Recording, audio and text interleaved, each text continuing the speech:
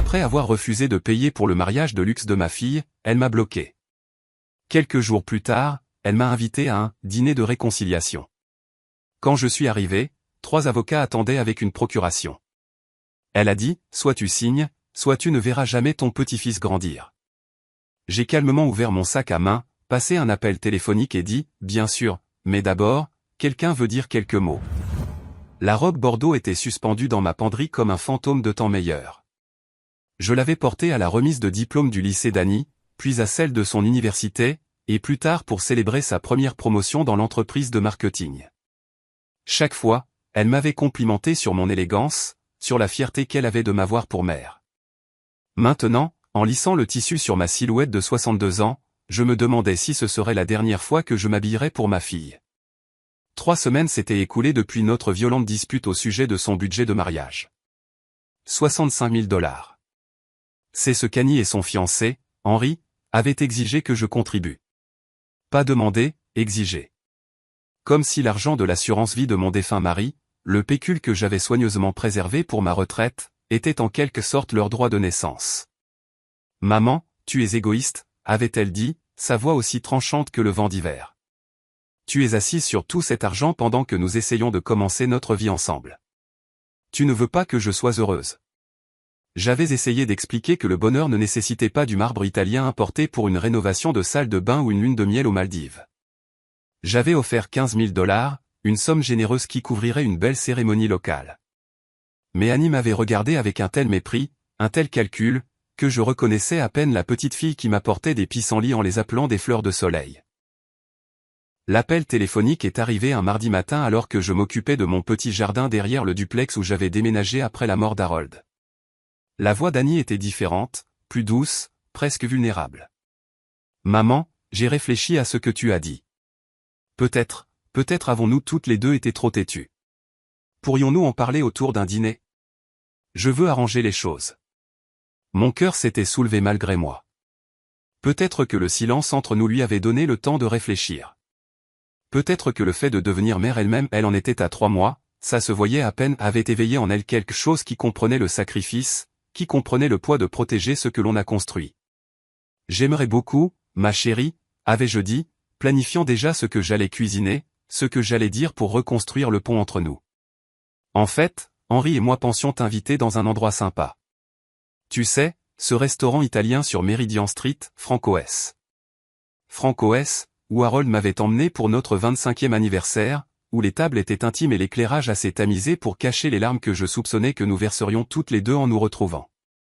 Maintenant, alors que j'appliquais mon rouge à lèvres avec la main ferme d'une femme qui avait appris à paraître forte même quand elle se sentait fragile, je me suis permis un moment d'espoir. Peut-être que la grossesse d'Annie lui avait donné une nouvelle perspective. Peut-être avait-elle réalisé que la famille comptait plus que les mariages extravagants et les célébrations dignes des réseaux sociaux. Le trajet jusqu'à Franco-S me fit traverser le quartier où j'avais élevé Annie et son frère aîné, Michael. Je suis passé devant l'école primaire où j'avais été bénévole à la bibliothèque, devant le parc où je l'avais poussé sur les balançoires jusqu'à ce que mes bras me fassent mal. Devant le centre communautaire où je lui avais appris à valser avant son premier bal. Chaque lieu semblait être une page d'un livre que je n'étais pas sûr de vouloir refermer. Franco-S était exactement comme dans mes souvenirs. Une façade en briques chaudes, des jardinières débordant de chrysanthèmes de fin d'automne, la douce lueur des bougies visibles à travers des rideaux de gaz. J'ai vérifié ma montre. 18h30 précise. Annie avait toujours apprécié la ponctualité, un trait qu'elle avait hérité de son père. L'hôtesse, une jeune femme aux yeux bienveillants, me conduisit à une table dans un coin où Annie était déjà assise. Ma fille était radieuse comme seules les femmes enceintes peuvent l'être. Sa peau était lumineuse, ses cheveux sombres tombaient en vagues lâches sur ses épaules. Elle portait une robe de créateur que je ne reconnaissais pas. Quelque chose qui coûtait probablement plus que ce que je dépensais en courses en 2 mois. Maman. Elle se leva pour m'étreindre. Et pendant un instant, en respirant son parfum familier, j'ai senti la vague d'amour maternel qui avait défini ma vie pendant 34 ans. Tu es magnifique, ma chérie. Je le pensais sincèrement. Quelles que soient nos différences, quelle que soit la douleur qui nous séparait, elle était toujours ma fille. Comment te sens-tu? Pas de nausée matinale? Mieux maintenant. Le 2e trimestre est censé être plus facile. Elle toucha son ventre d'un geste à la fois protecteur et possessif. Henry devrait arriver d'une minute à l'autre. Il a été retenu au bureau. Henry Smith, 36 ans, ambitieux, charmant quand il le voulait. Il travaillait pour une société immobilière commerciale et possédait ce genre de confiance qui vient d'une vie sans revers important. J'avais essayé de l'apprécier, essayé de voir ce qu'Annie voyait en lui au-delà de ses costumes coûteux et de son dédain désinvolte pour quiconque qu'il jugeait moins réussi que lui. « Je suis contente que tu aies appelé. » dis-je en m'installant sur ma chaise. « Tu m'as manqué. » Quelque chose traversa son visage. Était-ce de la culpabilité? Du regret? Mais avant que je puisse l'examiner davantage, Henry apparut à notre table, non pas seul, mais suivi de 3 hommes en costume sombre portant des mallettes. « Madame Msekini, » dit Henry, son sourire trop éclatant, trop étudié. « Merci de vous joindre à nous. » Les hommes prirent place autour de notre petite table, transformant notre dîner intime en ce qui ressemblait à une réunion d'affaires. Mon estomac se noua en reconnaissant la nature chorégraphiée de leur arrivée. Ce n'était pas une coïncidence. C'était planifié. « Annie, » dis-je prudemment. « Qui sont ces messieurs? » « Maman, ce sont des collègues d'Henry. » Sa voix était ferme, mais elle évitait mon regard. « Ils ont des documents qu'ils aimeraient que tu examines. » L'un des hommes, aux cheveux argentés et avec le genre de sourire prédateur que j'avais appris à reconnaître durant mes années de secrétaire dans un cabinet d'avocats, se pencha en avant. « Madame McKenna, je suis Richard Kirk, l'avocat d'Henry. Nous avons préparé des documents qui, nous le croyons, seront bénéfiques pour toutes les parties concernées. » Les mots flottaient dans l'air comme de la fumée. Je sentis la tension familière dans ma poitrine, celle que j'avais ressentie 3 semaines auparavant quand Annie avait formulé ses exigences. Mais cette fois, au lieu de la colère, je sentis quelque chose de plus froid. Quelque chose qui s'était accumulé pendant les semaines de silence. « Quel genre de document ?» demandai-je, bien que je sache déjà que cette conversation se terminerait mal. Henry s'éclaircit la gorge. « C'est vraiment très simple, Madame Msekini. Nous vous demandons de signer une procuration qui nous permettrait de gérer vos affaires financières. Compte tenu de votre âge et du fait que vous vivez seul maintenant, il est tout simplement logique que quelqu'un de plus jeune s'occupe de vos investissements, de vos décisions immobilières. » Mon âge, répétai-je doucement. « J'ai 62 ans, Henry. Pas 92. » Bien sûr, dit-il, d'un ton condescendant.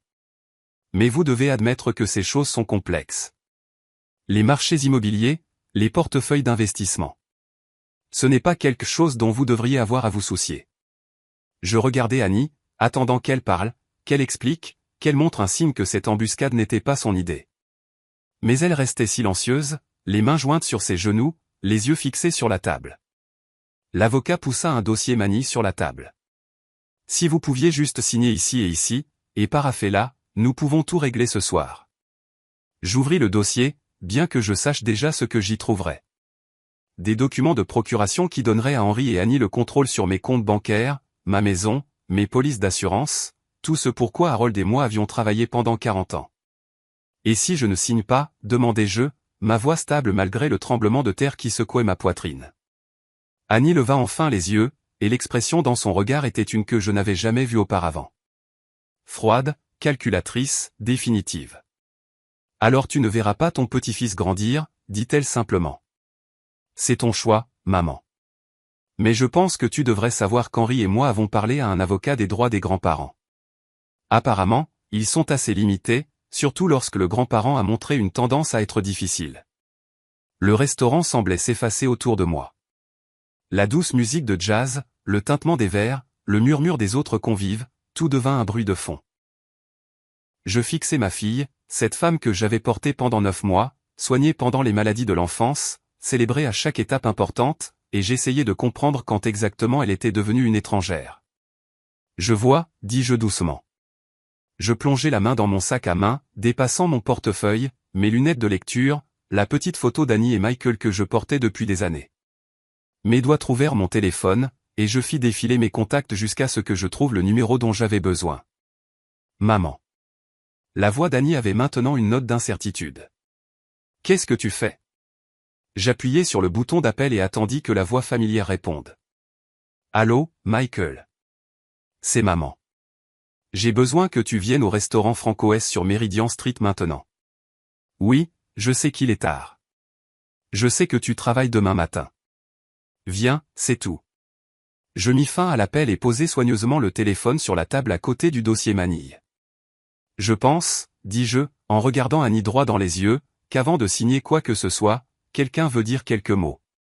Le silence qui suivit s'étira comme un fil tendu. Henri s'agita sur son siège, sa façade assurée se fissurant légèrement sur les bords. Les trois avocats échangèrent des regards, le genre de regard que des prédateurs chevronnés partagent lorsque leur proie ne se comporte pas comme prévu. « Maman », dit Annie, sa voix prenant ce ton suppliant qu'elle avait perfectionné à l'adolescence. « Il n'est pas nécessaire d'impliquer Michael là-dedans. C'est entre nous. » « Vraiment ?» Je croisai les mains sur mes genoux, surprise de leur fermeté. « Parce qu'il me semble que lorsque tu amènes trois avocats à ce que tu as appelé un dîner de réconciliation, tu as déjà impliqué pas mal de monde. » Richard Kirk s'éclaircit la gorge. « Madame Msekini. Peut-être devrions-nous discuter de cela plus en privé. Les affaires de famille peuvent être chargées d'émotions. » « Ah oui ?» Je le regardai droit dans les yeux. Comme c'est attentionné de votre part de le remarquer. 23 minutes. C'est le temps qu'il faudrait à Michael pour venir de son appartement en ville avec tous les feux verts. 23 minutes pendant lesquelles je devais naviguer dans ce champ de mine sans marcher sur les explosifs que ma fille avait si soigneusement placés. Henri se pencha en avant, son sourire de vendeur fermement en place. « Écoutez, Madame Msekini. »« Annie. Puis-je vous appeler Annie ? Nous allons bientôt être de la même famille. Vous pouvez m'appeler Madame Msekini. » Son sourire vacilla un instant. « Bien sûr, Madame Msekini. Je pense qu'il y a eu un malentendu. Nous n'essayons pas de vous prendre quoi que ce soit. Nous voulons juste vous aider à gérer vos actifs plus efficacement. Vous savez, maximiser vos rendements, vous assurer que vous êtes bien positionné pour la retraite. Je vois. Et combien me coûterait cette aide ? Je vous demande pardon ? Votre aide pour gérer mes actifs. Quels sont vos honoraires ? Les avocats s'agitèrent comme des vautours sentant la faiblesse, mais ce n'était pas moi qui étais faible. La mâchoire d'Henri se contracta presque imperceptiblement. Il y aurait quelques frais administratifs, naturellement, mais il s'agit vraiment de la famille, de s'assurer qu'Annie et le bébé sont en sécurité. Le bébé ? Je me tournai vers ma fille qui étudiait ses ongles manucurés avec une intensité soudaine. Dis-moi, Annie, quand exactement as-tu commencé à planifier cette soirée ? Maman, je ne sais pas ce que tu veux dire. Quand as-tu appelé les amis avocats d'Henri ? Avant ou après m'avoir appelé pour une réconciliation ? Elle leva le menton, et je reconnus l'entêtement d'Harold, tordu en quelque chose que je ne connaissais pas. Est-ce que ça a de l'importance ? Ça en a pour moi. Très bien. Le mot sortit sec, cassant. Nous discutons des options depuis des semaines. Depuis que tu as clairement fait savoir que tu ne te souciais pas de mon bonheur ou de mon avenir. Des options. Je goûtai le mot, le trouvai amer. C'est comme ça qu'on appelle l'extorsion maintenant. Ce n'est pas de l'extorsion. La voix d'Annie monta, attirant les regards des tables voisines. C'est la famille. C'est ce que les familles font les unes pour les autres. Ce que les familles font, dis-je doucement, c'est se soutenir les unes les autres sans avocat ni ultimatum. L'un des avocats anonymes, plus jeune que Kirk, avec une énergie nerveuse qui suggérait qu'il était nouveau dans ce genre de travail, se pencha en avant. Madame Msekini, si je puis me permettre, vous devriez savoir que les droits des grands-parents dans cet état sont assez limités. Si votre fille choisit de restreindre l'accès à son enfant, votre recours légal serait. Excusez-moi.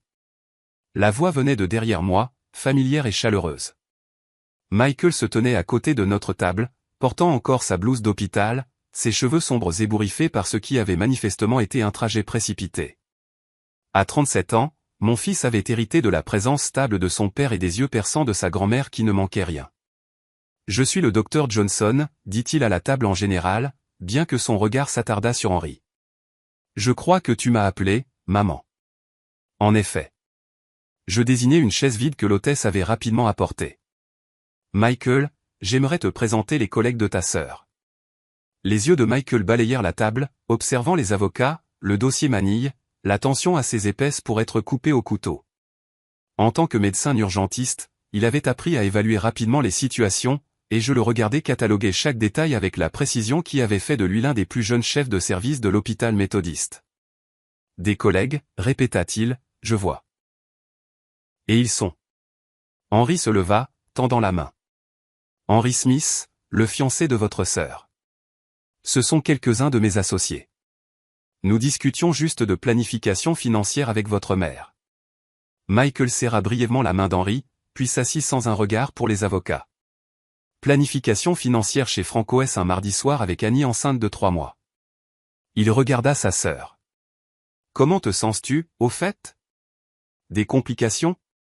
Je vais bien, dit Annie, mais sa voix était plus faible maintenant, moins assurée. Bien. C'est bien. Michael prit le dossier manille, le feuilleta avec l'expertise désinvolte de quelqu'un qui avait vu beaucoup de documents juridiques. Procuration. Intéressant. Maman, as-tu demandé de l'aide pour gérer tes finances? Non. Il referma le dossier, le mit de côté. Henry, Annie, messieurs, pourriez-vous me laisser un moment seul avec ma mère? Attendez une minute, commença Henry, mais la voix de Michael trancha son objection comme un scalpel. Je ne demande pas, quelque chose dans le ton de mon fils, la même autorité qu'il utilisait avec des patients difficiles ou des familles peu coopératives aux urgences, fit que les avocats s'agitèrent inconfortablement. Henry chercha du soutien auprès d'Annie, mais elle fixait à nouveau ses mains. Nous serons juste là-bas, dit Richard Kirk, en désignant le bar. Madame Msekini, s'il vous plaît, ne prenez pas de décision hâtive. Après qu'il se soit éloigné, Michael se pencha en avant, baissant la voix. Maman, parle-moi. Que se passe-t-il vraiment? Pour la première fois de la soirée, je sentis les larmes monter. Pas des larmes de tristesse, mais de soulagement, de reconnaissance, de savoir qu'au moins un de mes enfants me voyait encore comme une personne plutôt qu'une ressource à gérer.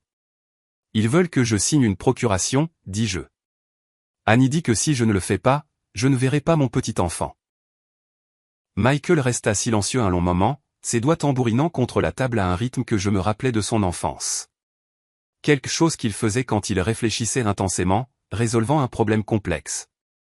Combien t'ont-ils demandé à l'origine pour le mariage? 65 000 $. Il siffla doucement. Et tu as offert 15 000, ce qui est généreux. Plus que généreux. Il jeta un coup d'œil vers le bar où Henry gesticulait en direction des avocats, expliquant probablement pourquoi cette réunion de famille ne se déroulait pas comme prévu. Maman, je dois te demander quelque chose et j'ai besoin que tu sois complètement honnête avec moi. Bien sûr. As-tu des problèmes? Des problèmes de mémoire, de la confusion, quoi que ce soit qui pourrait leur faire penser que tu as besoin d'aide pour gérer tes affaires? J'ai failli rire, sauf que rien dans cette situation n'était drôle.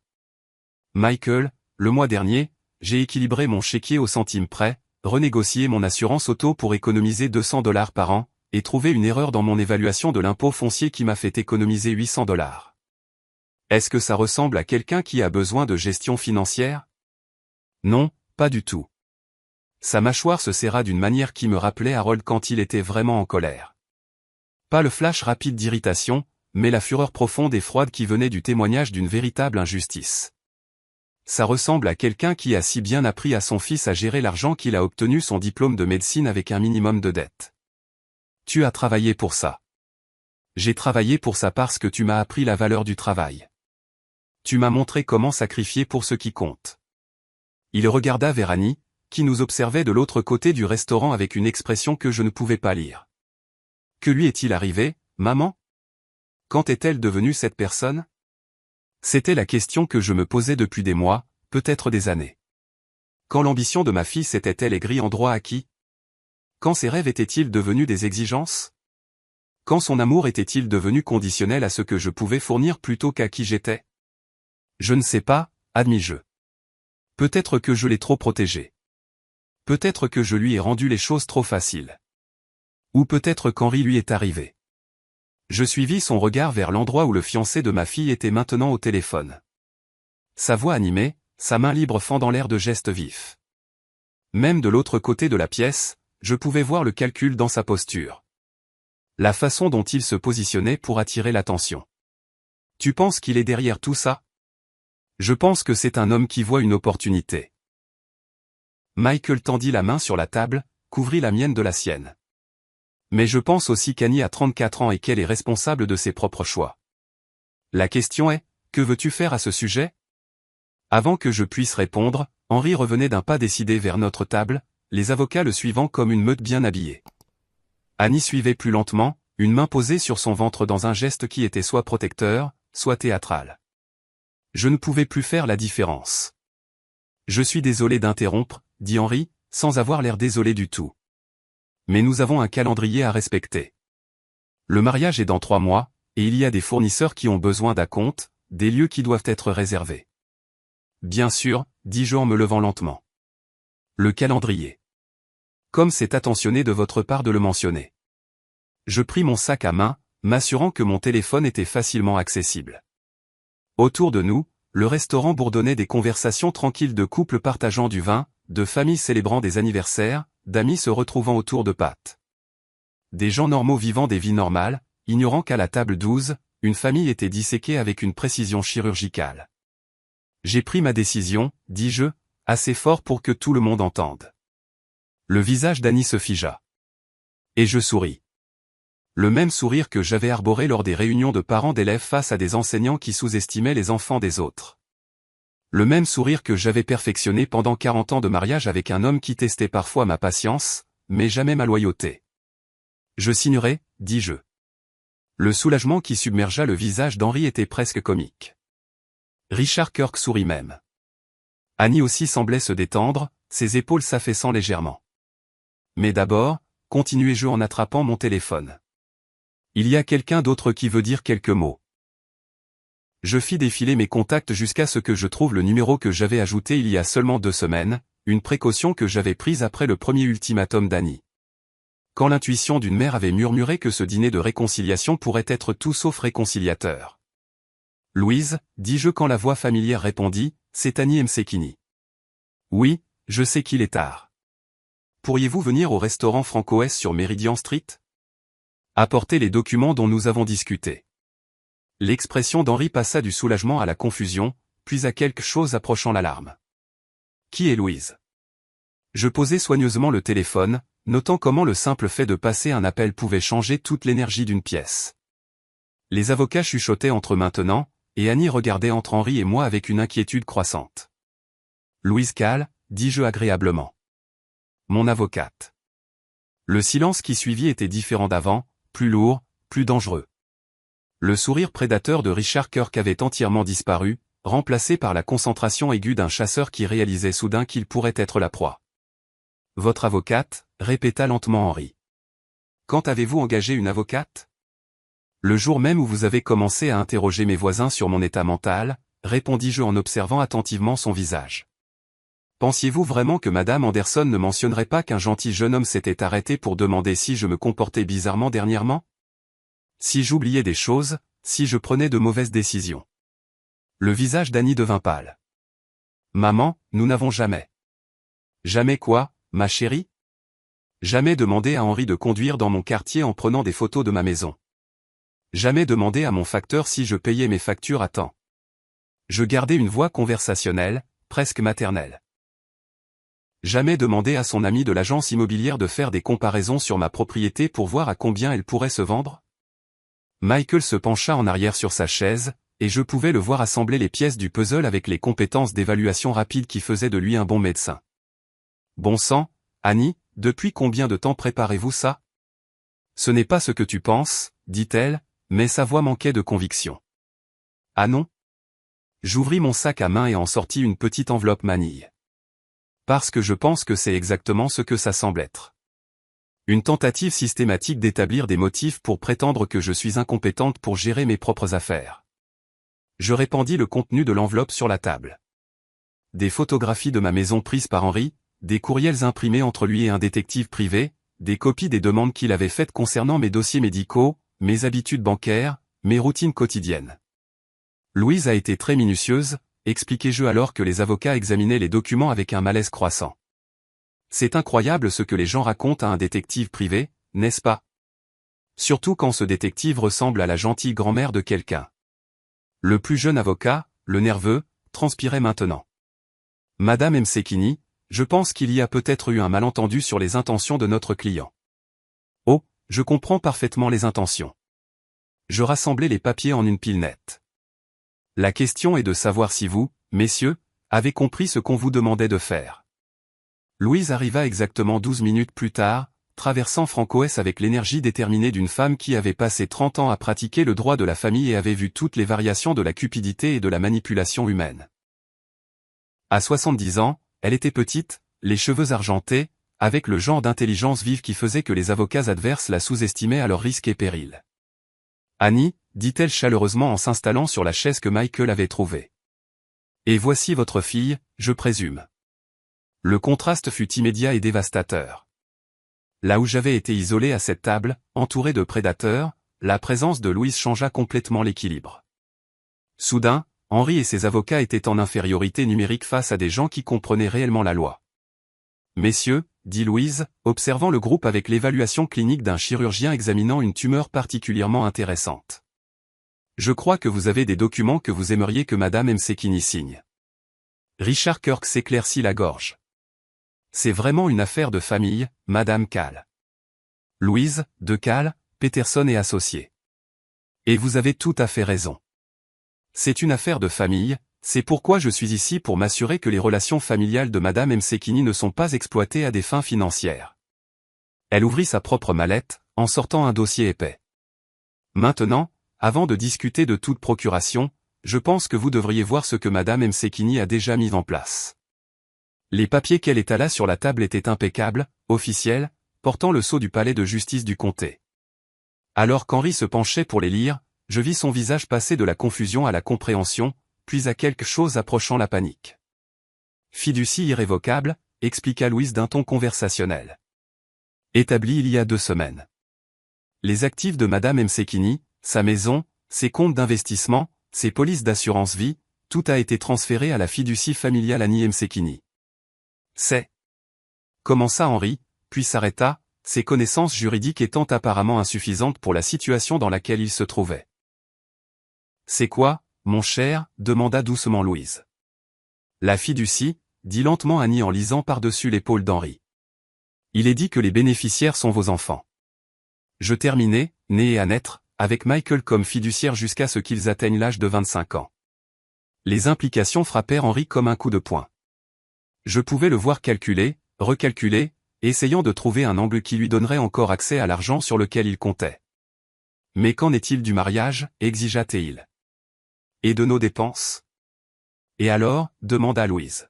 « La fiducie pourvoit aux frais d'éducation, aux soins médicaux et aux frais de subsistance raisonnables des bénéficiaires. Je ne vois pas en quoi une rénovation de salle de bain en marbre italien peut être considérée comme l'un de ces éléments. »« C'est ridicule, » dit Henri, son sang-froid finissant par craquer. « Annie, dis-leur. Dis-leur que nous avions un accord. »« Vraiment ?» demanda Michael à sa sœur calmement. « Aviez-vous un accord ou aviez-vous des exigences soutenues par des menaces ?» Annie regarda autour de la table le visage en colère d'Henri, les avocats qui calculaient déjà comment se distancier de ce gâchis, l'expression déçue de Michael, le calme professionnel de Louise. Finalement, son regard se posa sur moi. « Je suis enceinte, dit-elle, comme si cela expliquait tout. Nous avons besoin de sécurité. Nous devons savoir que notre enfant sera pris en charge. »« Ton enfant sera pris en charge, dis-je doucement. Mieux que tu ne peux l'imaginer. La fiducie paiera pour la meilleure éducation, les meilleurs soins médicaux, toutes les opportunités qu'un grand-parent pourrait vouloir donner. Mais Henri n'aura pas accès à un centime. »« Vous ne pouvez pas faire ça, » dit Henri, sa voix s'élevant. « Annie est votre fille. Vous ne pouvez pas la déshériter pour un mariage. »« Je ne la déshérite de rien, » répondis-je. « Je protège son héritage de vous. » Louise sourit, le genre de sourire qui avait probablement terrifié les avocats adverses pendant 3 décennies. « Monsieur Smith, peut-être aimeriez-vous appeler votre propre avocat, car je pense que vous pourriez avoir besoin de conseils juridiques indépendants sur les implications de ce que nous avons découvert concernant votre enquête prénuptiale sur la mère de votre fiancé. » La menace flottait dans l'air comme de la fumée. Henri se tourna vers Richard Kirk pour obtenir du soutien, mais l'avocat plus âgé rassemblait déjà ses papiers. « Je pense, » dit Kirk prudemment, que nous avons peut-être agi sur la base de certains malentendus quant à la nature de cette situation. Il serait peut-être préférable de reporter toute signature de documents jusqu'à ce que chacun ait eu le temps de consulter son conseil respectif. Excellente idée, acquiesça Louise. Madame Msekini, allons-nous-en. Je pense que vous avez accompli ce pourquoi vous êtes venu ici. Je me levai lentement, prenant mon temps, laissant le poids de ce qui venait de se passer s'installer sur la table comme la poussière après une explosion. Annie pleurait maintenant, des larmes silencieuses qui auraient pu être un chagrin sincère ou une manipulation calculée. Je découvris que je ne me souciais plus de savoir laquelle c'était. Annie, dis-je doucement, et elle leva les yeux avec quelque chose qui aurait pu être de l'espoir. Quand tu seras prête à avoir une vraie conversation sur ce bébé, sur ton avenir, sur ce que la famille signifie vraiment, appelle-moi. Mais appelle-moi seul. Je me tournai vers Henri, qui fixait les documents de la fiducie comme s'il pouvait en changer le contenu par la seule force de sa volonté. Quant à vous, dis-je, ma voix portant l'autorité d'une femme qui avait passé 62 ans à apprendre à reconnaître les prédateurs. Restez loin de ma famille. Restez loin de ma maison. Et si j'entends que vous avez fait une autre enquête sur ma compétence ou mes finances, Louise et moi aurons une conversation très différente sur le harcèlement et la maltraitance des personnes âgées. Michael se leva également, sortant de l'argent de son portefeuille pour couvrir les boissons qui avaient été commandées. Annie, dit-il à sa sœur, tu es la bienvenue chez moi si tu as besoin d'un endroit pour réfléchir, mais tu viens seule et tu laisses les manigances financières à la porte. Alors que nous nous dirigions vers la sortie, je pouvais entendre la voix d'Henri s'élever derrière nous, se disputant avec les avocats, avec Annie, avec quiconque voulait bien l'écouter sur l'équité, les droits et l'injustice de tout cela. Le son nous suivit jusqu'à l'air frais du soir où il fut absorbé par la vaste indifférence de l'univers. « Comment vous sentez-vous » demanda Louise alors que nous nous tenions sur le trottoir devant Franco S. J'ai réfléchi attentivement à la question. À l'intérieur du restaurant, ma fille essayait probablement de sauver sa relation avec un homme qu'il avait vu principalement comme un moyen d'accéder à de l'argent facile. À l'intérieur, Henri apprenait qu'il y avait encore des femmes dans le monde qui ne pouvaient être ni intimidées ni manipulées pour abandonner ce qu'elles avaient construit. Libre, dis-je finalement. Pour la première fois depuis des mois, je me sens libre. Louise hocha la tête avec approbation. Bien. Maintenant vient la partie difficile, qui est de décider ce que vous voulez construire avec cette liberté. 3 semaines plus tard, je me tenais dans ma cuisine, préparant du café pour deux, regardant le soleil du matin peindre des motifs géométriques sur le sol en linoléum qu'Harold et moi avions installé il y a 23 ans. La maison semblait différente maintenant, pas vide, mais paisible. C'était une distinction que je commençais seulement à comprendre. La sonnette retentit à 9 heures précises. J'en étais venu à apprécier encore plus la ponctualité depuis Franco S, depuis que j'avais appris la valeur des gens qui disaient ce qu'ils pensaient et faisaient ce qu'ils promettaient. Pile à l'heure, dis-je en ouvrant la porte pour trouver Janet Water tenant un plat à gratin couvert et arborant le genre de sourire qui suggérait qu'elle avait des nouvelles à partager. J'ai apporté le pain de maïs de ma grand-mère, dit Janet en s'installant sur la chaise de cuisine qui était devenue la sienne au fil des semaines. Et j'ai entendu quelque chose d'intéressant à l'épicerie hier. Janet était apparue dans ma vie comme un petit miracle déguisé en coïncidence. 2 jours après le dîner chez Franco S, elle avait frappé à ma porte, se présentant comme ma nouvelle voisine, une veuve récente qui avait déménagé dans le duplex d'à accent grave côté après 45 ans dans la maison où elle avait élevé 4 enfants. À 67 ans, Janet était mince et énergique, avec des cheveux argentés coupés en un carré pratique et le genre de regard direct qui suggérait qu'elle avait assez vu de la vie pour savoir ce qui comptait et ce qui ne comptait pas. Plus important encore, elle avait le don d'écouter sans juger et une immunité totale au drame des autres. Quel genre d'intéressant, demandai-je en versant du café dans les tasses que nous avions choisies ensemble au magasin d'antiquités du centre-ville, dans le cadre de ce que Janet appelait mon « projet de réappropriation ». Henry Smith était à la banque hier, dit-elle en acceptant sa tasse avec l'expression satisfaite de quelqu'un qui appréciait une bonne histoire.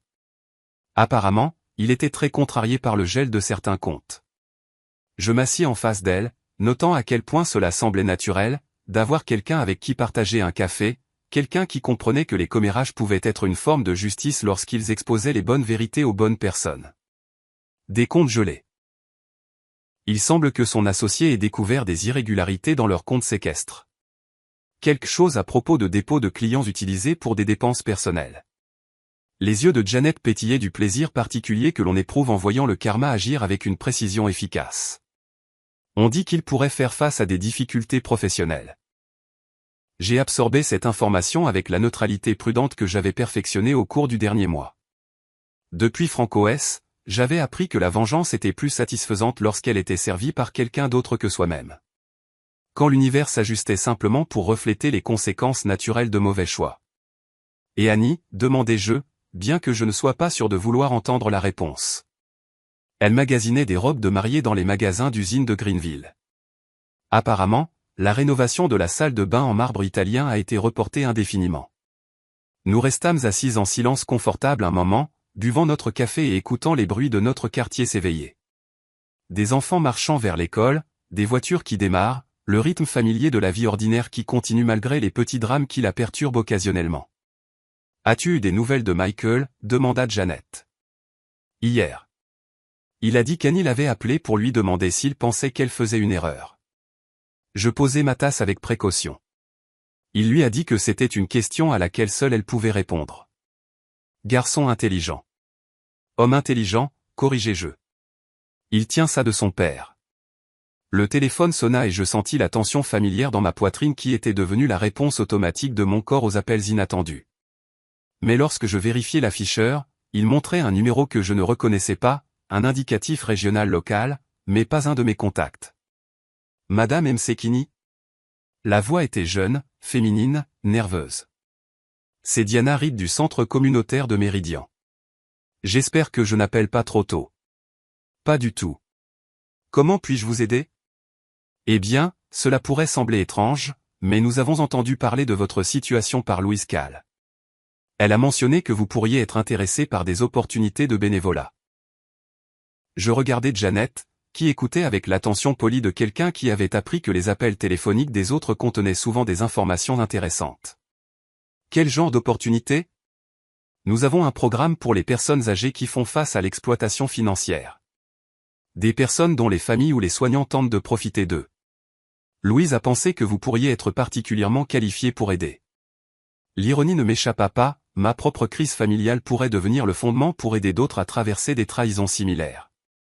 Mais il y avait quelque chose d'attrayant dans cette idée. Quelque chose qui ressemblait à transformer le poison en remède.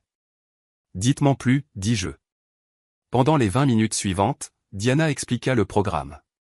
Des aînés aidant des aînés, partageant des stratégies pour reconnaître la manipulation, des ressources pour la protection juridique, un soutien émotionnel pour ceux qui avaient été trahis par les personnes en qui ils avaient le plus confiance. C'était à la fois un groupe de soutien, une organisation de défense des droits et un système d'alerte précoce pour une communauté de plus en plus ciblée par des escrocs sophistiqués, qu'ils soient professionnels ou familiaux. Nous nous réunissons le mardi soir à 19h, conclut Diana.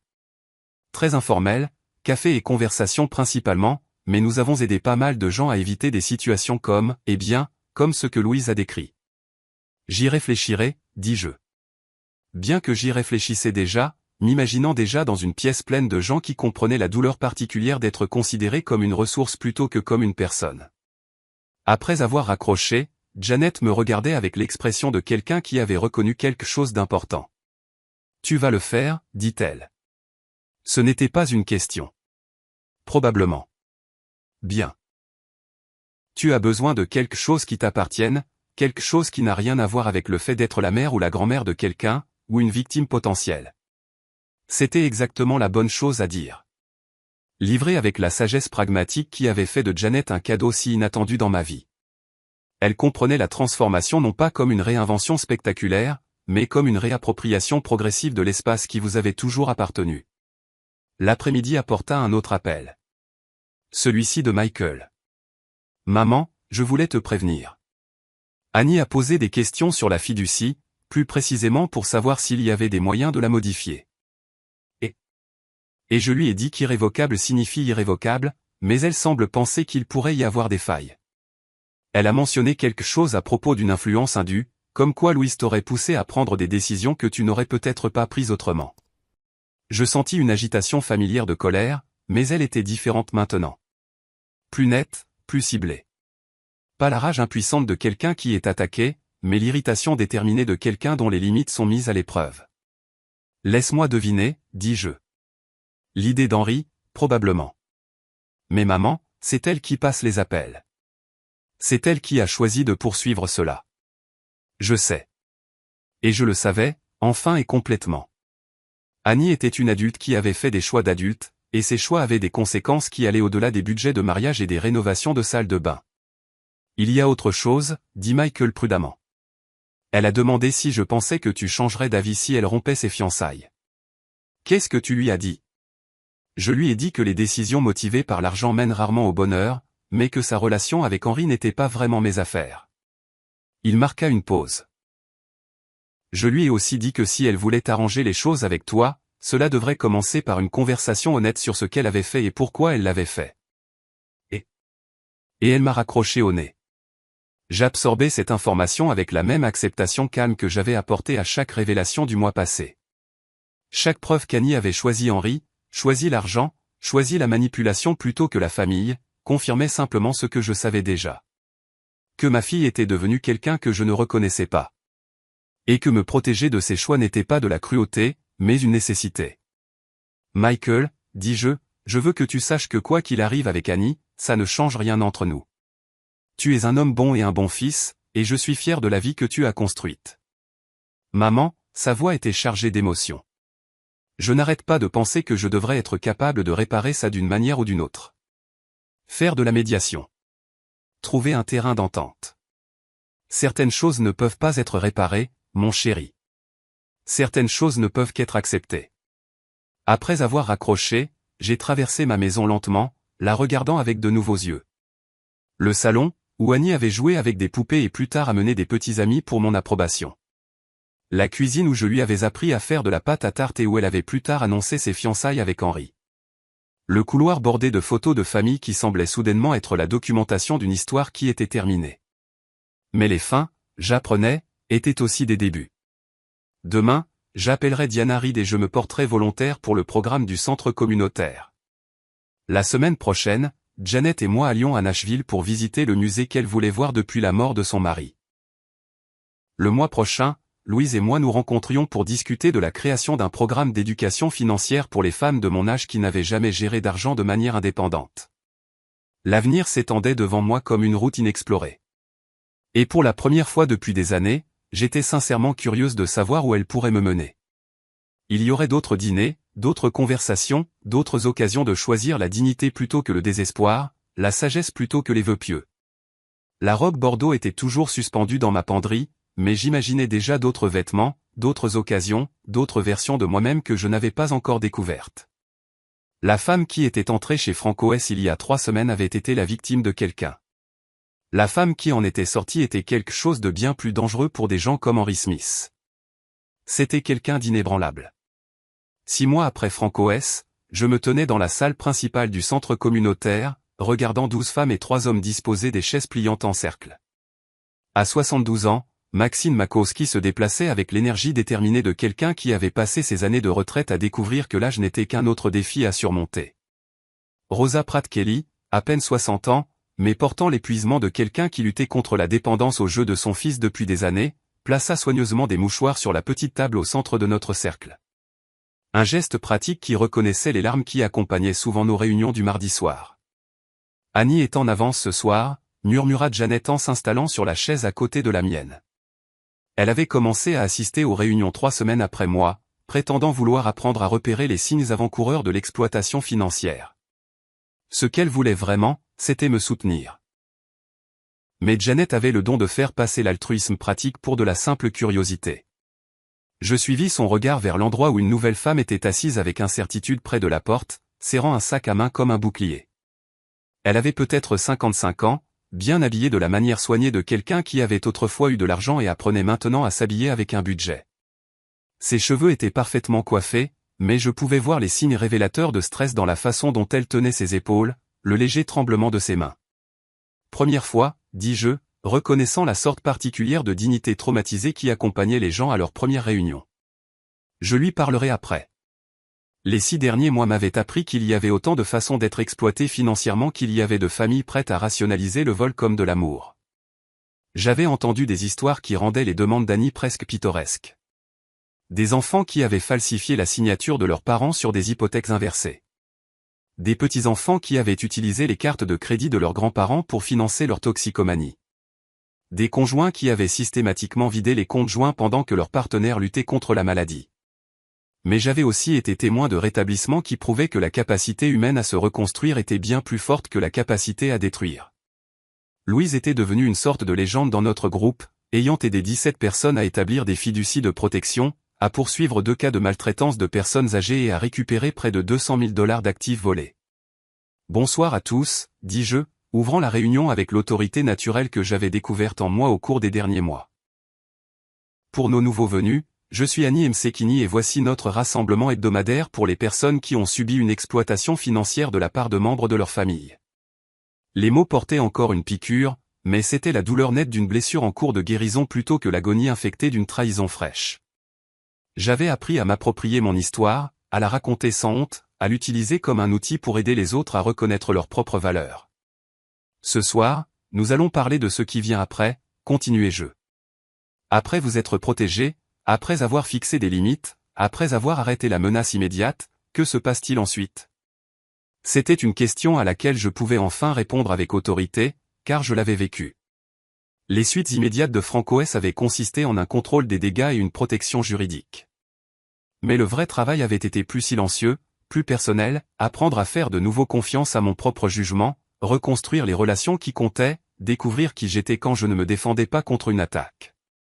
Pour moi, dit Edith Chase, un ancien enseignant de 78 ans dont la fille avait systématiquement vidé son compte de retraite, ce qui est venu ensuite, c'est de réaliser que je pouvais vivre seul et aimer ça. Des hochements de tête dans le cercle. L'indépendance était un thème commun dans notre groupe. Pas l'isolement féroce qui vient du fait d'avoir été blessé, mais la solitude satisfaite qui vient du choix de sa propre compagnie plutôt que de relations toxiques. J'ai appris que je n'avais pas à pardonner à qui que ce soit, ajouta Sheila Phelps, dont le fils avait volé son identité pour ouvrir des cartes de crédit. C'était énorme pour moi. Tout le monde n'arrêtait pas de dire que je devais lui pardonner parce qu'il était de la famille.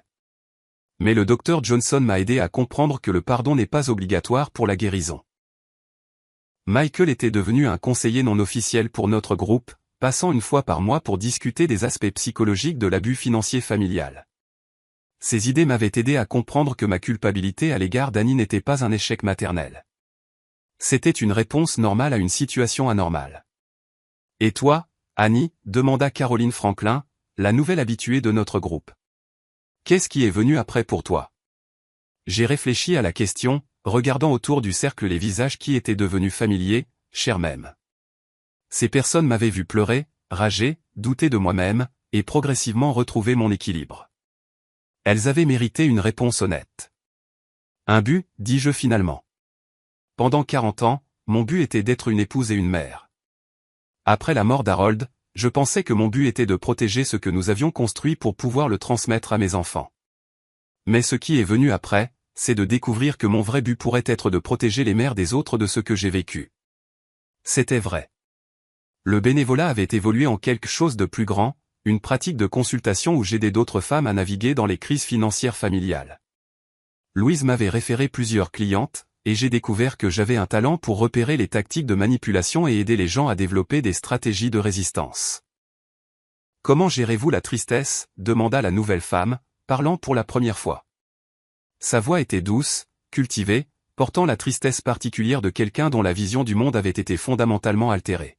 « Comment arrêtez-vous de regretter ce qu'ils étaient avant ?»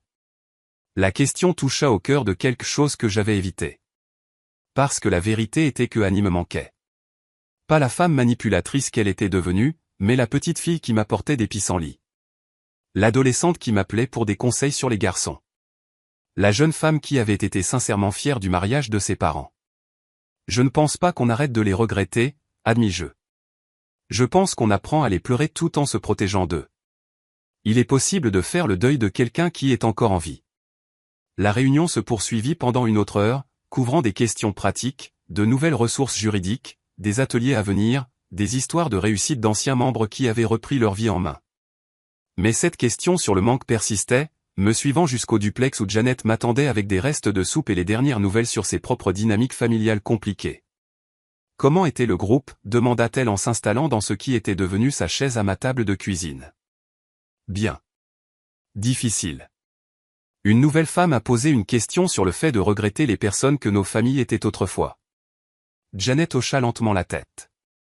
À 67 ans, elle avait survécu aux tentatives de ses propres enfants de la pousser à vendre sa maison et à déménager en résidence assistée, non pas parce qu'elle avait besoin de soins, mais parce qu'il voulait avoir accès à son capital.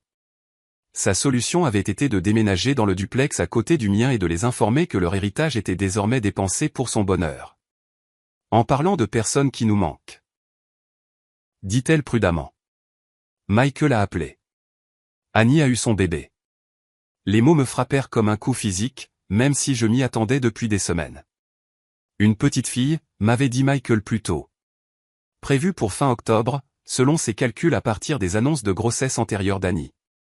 Comment va-t-elle, demandai-je, sans savoir si je parlais d'Annie ou du bébé. Tout le monde est en bonne santé. 3,2 kilos. Ils l'ont appelée Eleanor. Eleanor, le nom de ma mère. La manipulation était si transparente, si calculée que je me sentis momentanément étourdi par l'audace. Michael a dit qu'Annie lui avait demandé de t'appeler, continua Janet. Elle voulait que tu saches que les heures de visite sont flexibles et qu'elle aimerait beaucoup te voir. Je restais assise tranquillement, sentant l'attrait de l'instinct de grand-mère lutter contre la sagesse durement acquise des 6 derniers mois. Une partie de moi voulait se précipiter à l'hôpital pour tenir cette nouvelle personne qui partageait mon ADN, pour tout pardonner pour avoir la chance de faire partie de sa vie. Mais j'avais appris à me méfier de mes réponses émotionnelles immédiates, à les examiner pour déceler des signes de manipulation, tant externes qu'internes. « Que penses-tu qu'elle veut ?» demandai-je. Je pense qu'elle veut utiliser ce bébé pour rouvrir les négociations sur la fiducie. C'était probablement vrai. Dans les mois qui ont suivi FrancoS, Annie avait fait plusieurs approches indirectes. Des messages par l'intermédiaire de Michael, des cartes pour mon anniversaire, des rencontres soigneusement orchestrées dans des endroits qu'elle savait que je fréquentais. Chaque contact avait porté la suggestion subtile que la réconciliation était possible si j'étais prête à être raisonnable sur certains arrangements financiers.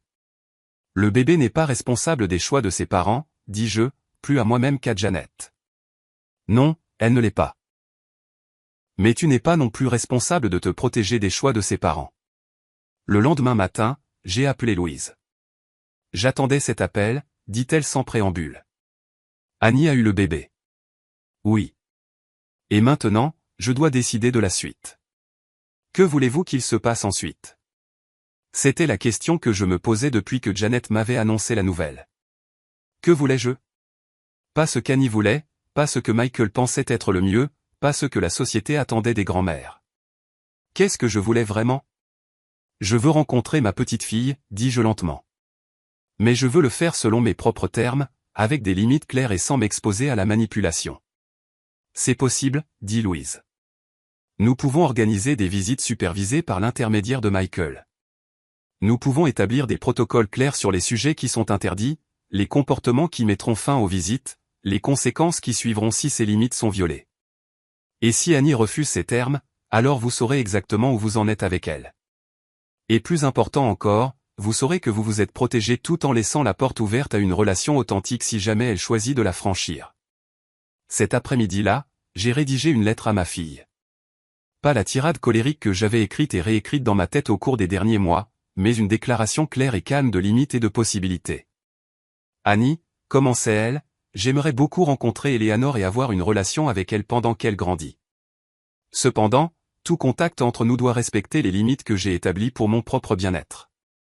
Je suis disposé à rendre visite à Eleanor en présence de Michael pour des périodes limitées, étant entendu que toute tentative de discuter de la fiducie, de mes décisions financières ou de griefs passés mettra immédiatement fin à la visite. Si tu peux accepter ces termes, je te prie de demander à Michael d'organiser notre première rencontre. Si tu ne le peux pas, j'espère que tu reconsidéreras la question lorsque tu seras prête à donner la priorité à la relation d'Eleanor avec sa grand-mère plutôt qu'à ta relation avec mon argent. J'aimerai toujours la fille que tu étais. Je ne suis plus disposé à être la victime de la personne que tu as choisi de devenir. Avec l'espoir de te voir grandir et des limites pour ma protection, maman. J'ai scellé la lettre avant de pouvoir douter de moi-même, puis j'ai marché jusqu'à la boîte aux lettres avec la satisfaction de quelqu'un qui avait appris la différence entre abandonner et fixer des conditions. L'avenir était encore à écrire, mais je l'écrirais selon mes propres termes, avec mon propre stylo, de ma propre voix. Et si ma petite fille voulait faire partie de cette histoire, elle serait accueillie avec amour, sagesse et la protection féroce d'une grand-mère qui avait appris que le plus beau cadeau que l'on puisse faire à un enfant est l'exemple d'une femme inébranlable.